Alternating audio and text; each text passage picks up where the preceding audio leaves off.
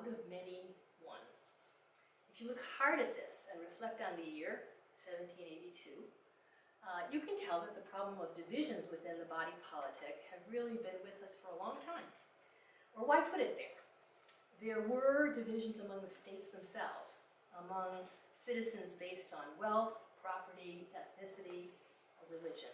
And the great challenge throughout our history has been how to forge out of many, one. And as every Crossroads second grader can tell you, here's how the founders represented it. We see the eagle, which is the great Roman symbol of liberty, with that motto in her beak, E pluribus unum, while holding in her talons the olive branch on one side and the arrowheads of war on the other. And the shield in the center, red and white stripes representing the 13 original colonies, and the 13 stars in a cloud of blue overhead representing a new constellation.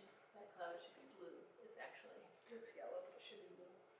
These very visible symbols on our currency and raising our podiums remind us that some of the tensions that dog us today have really been with us for a long time, and that we have a 240-year track record of figuring out how to make both of these hopes and promises work.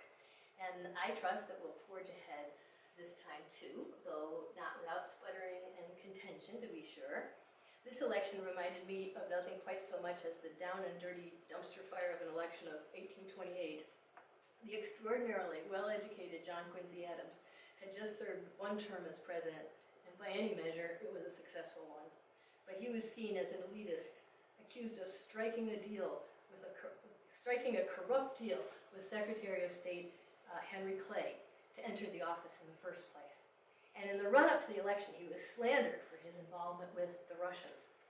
It was said in print that while John Quincy Adams was ambassador to Russia, he had procured an American girl for sexual favors for the Russian Tsar. Anyone who has ever read John Quincy Adams' biography knows that pimping an American whore was never on his resume, okay? But John Quincy Adams was slandered with that rap, while his partisans, in turn, denounced Jackson as an illiterate hothead, an adulterer, a bigamist, completely unfit for the presidency. And when Jackson won, the man of the people, he decided to show his fellow countrymen that we had turned a new page in American history. He threw open the doors of the White House for his inaugural bash, the likes of which had never been seen before. And people came from up to 500 miles away in the surrounding countryside. Some journalists were appalled by what they described as a rabble, a mob, scrambling, fighting, romping in the White House. But muddied carpets, toppled chairs, and broken china seemed to others a small price to pay for the triumph of popular democracy. And all the supporters of John Quincy Adams were saying, "That's what you get when you elect Andrew Jackson." The great drama of American history played itself out in March of 1829, and it will play itself out in January of 2017 as well. So I'd just like to conclude by saying that your children here at Crossroads study the past in order to commit themselves to the future. We plot the main lines for them here and help them, and we try to provide lots of models for them, the great arc of history, which we hope will encourage them and help them approach the present with energy and humility.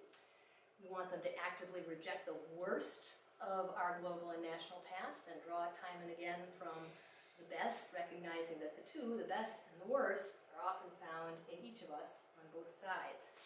And as students of history and members of this republic, our kids' job and ours is to look at historical precedent and to dig deep for those virtues we teach them to cultivate, okay?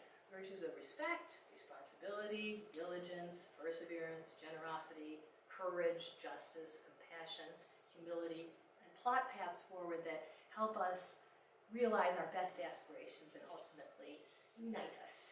E pluribus unum. That's my New Year's toast and resolution to you in our history program at Crossroads. So thank you.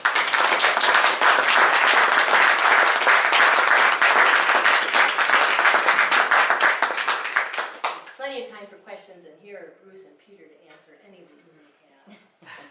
You want us All up front? frosted you all. Yeah, that'd be great. Okay. Move up front somewhere. Yes, Start Joe. Mary Beth. So, wonderful talk. Thank you so much, first of all. At the very end, you started started talking a little bit about core values. Sorry, core virtues. Yeah.